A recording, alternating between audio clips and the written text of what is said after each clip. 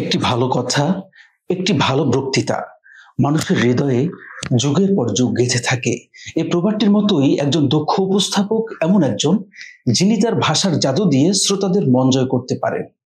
শুধু কথা বলাই নয়, উপস্থাপনায় থাকতে হয় আকর্ষণ, গভীরতা এবং শ্রোতাদের সাথে সরাসরি সংযোগ স্থাপন করার ক্ষমতা। উপস্থাপনা আসলে একটি শিল্পকর্ম, যেখানে শিল্পী হতে হলে জানতে হবে এর প্রতিটি কৌশল। আজকের আলোচনায় আমরা জানবো কিভাবে একজন উপস্থাপক শ্রোতাদের মুগ্ধ করতে পারেন এবং কিভাবে সফল উপস্থাপনা তৈরি করতে হয়। তাহলে চলুন সেই রহস্যময় যাত্রায় পা রাখি। প্রিয় বন্ধুরা, যারা উপস্থাপনা শিখতে চান বা বিভিন্ন জায়গায় উপস্থাপনার দায়িত্ব পান, তাদের জন্য একটি সুসংবাদ রয়েছে। আমাদের দীর্ঘদিনের অভিজ্ঞতার আলোকে ইসলামিক অনুষ্ঠান পরিচালনা করতে কি কি বলতে হয়, কিভাবে পরিচালনা করতে হয়, এর একটি সুন্দর সাজানো গোছানো শীট আমরা তৈরি করেছি। এই শীটটি সংগ্রহ করতে চাইলে এই ভিডিওর ডেসক্রিপশনে দেওয়া লিঙ্কে প্রবেশ করুন, হোয়াটসঅ্যাপ গ্রুপে যুক্ত হন এবং অ্যাডমিনকে নক করুন। নাম্বার 1, আত্মবিশ্বাস। আত্মবিশ্বাসই সফলতার চাবিকাঠি। এই জনপ্রিয় প্রবাদটির সত্যতা উপস্থাপনায় প্রতিফলিত হয়। মঞ্চে দাঁড়িয়ে ভয়কে জয় করা ছাড়া সফল হওয়া অসম্ভব। আত্মবিশ্বাস এমন একটি গুণ যা বড় ভুলও ঢেকে দিতে সক্ষম। আরেকটি প্রবাদ আছে, যদি নিজেকে বিশ্বাস করতে পারো তাহলে পৃথিবীও তোমাকে বিশ্বাস করবে। তাই আত্মবিশ্বাসের সাথেই মঞ্চে উঠতে হবে। নাম্বার 2, কণ্ঠস্বরের আকর্ষণ। কথার চেয়ে কণ্ঠই কখনো কখনো বেশি শক্তিশালী। কণ্ঠস্বরের সঠিক ব্যবহার শ্রোতাদের মনে জায়গা করে নেয়। উচ্চারণ, উত্থান পতন এবং টোনের বৈচিত্র্য উপস্থাপনাকে প্রাণবন্ত করে তোলে। শব্দগুলো কেবল উচ্চারণ নয়, তা হতে হবে হৃদয়ের প্রতিফলন। তাই কণ্ঠের এই জাদুতে উপস্থাপনা হতে পারে আরো আকর্ষণীয়। নাম্বার 3, বক্তব্যের শৈল্পিকতা। কথায় যদি শৈল্পিকতা না থাকে তবে তা শুধুই শূন্য আওয়াজ। শব্দের সঠিক ব্যবহার, উচ্চারণ এবং সময় মতো বিরতি উপস্থাপনার মানকে বাড়িয়ে দেয়। একজন দক্ষ উপস্থাপক জানেন কোথায় থামতে হবে আর কোথায় দ্রুত এগোতে হবে। যতটুকু বলার ঠিক ততটুকু বলো, অপ্রয়োজনীয় কথা নয়। এই প্রবাদটি অনুসরণ করলে আপনার বক্তব্য আরো আকর্ষণীয় হয়ে উঠবে। নাম্বার 4, শরীরের ভাষা।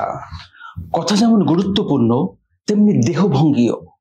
একজন দক্ষ উপস্থাপক শুধুমাত্র মুখের ভাষা দিয়ে নয়, শরীরের ভাষার মাধ্যমেও শ্রোতাদের সাথে যোগাযোগ স্থাপন করেন।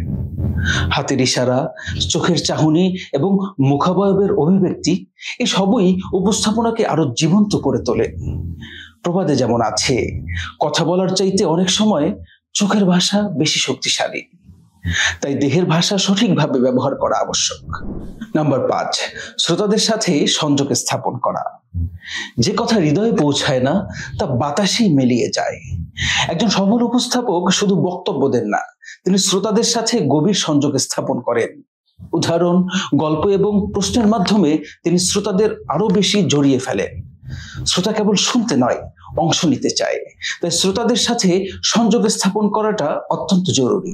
নাম্বার 6, তথ্য উদাহরণের সঠিক ব্যবহার। বক্তব্যে প্রাসঙ্গিক তথ্য হলো সেই নৌকা যা আপনাকে সমুদ্র পাড়ি দিতে সাহায্য করে। তথ্য এবং উদাহরণ ছাড়া বক্তৃতা কখনোই পূর্ণতা পায় না। বাস্তব জীবনের উদাহরণ, পরিসংখ্যান এবং গবেষণা দিয়ে বক্তব্যকে প্রমাণ সমৃদ্ধ করা যায়। যেমন প্রবাদে আছে, যে তথ্য জানে সে সর্বদা এক ধাপ এগিয়ে থাকে। তাই উপস্থাপনায় সঠিক তথ্য ব্যবহার করে তা শ্রোতাদের বিশ্বাসযোগ্য করে তোলো। নাম্বার 7, প্রস্তুতি।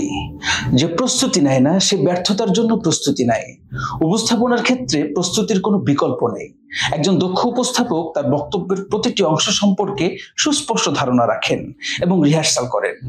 প্রস্তুতি যত নিখুঁত, সফলতা তত নিশ্চিত। এই প্রবাদটি অনুসরণ করে প্রতিটি উপস্থাপনায় নিজের দক্ষতাকে আরো শানিত করুন। প্রিয় উপস্থিতি, শেষ হইয়াও হইল না শেষ। একটি সফল উপস্থাপনার প্রভাব অনেক দিন ধরে শ্রোতাদের মনে থেকে যায়। আত্মবিশ্বাস, সঠিক কণ্ঠস্বর, সুন্দর দেহভঙ্গি এবং শ্রোতাদের সাথে গভীর সংযোগ স্থাপন, এই গুণাবলী আপনাকে একজন দক্ষ উপস্থাপক করে তুলবে। একটি চমৎকার প্রবাদ আছে, কথায় আছে, ভালো বক্তা তার হৃদয়ের কথা বলে আর শ্রোতা তার হৃদয়ে স্থান দেয়। এই কথাটি মেনে চললে আপনিও হয়ে উঠতে পারেন একজন প্রভাবশালী উপস্থাপক। আজ থেকেই শুরু করুন প্রস্তুতি, এবং আগামী মঞ্চটি হোক আপনার সফলতার নতুন সোপান। ধন্যবাদ বন্ধুরা।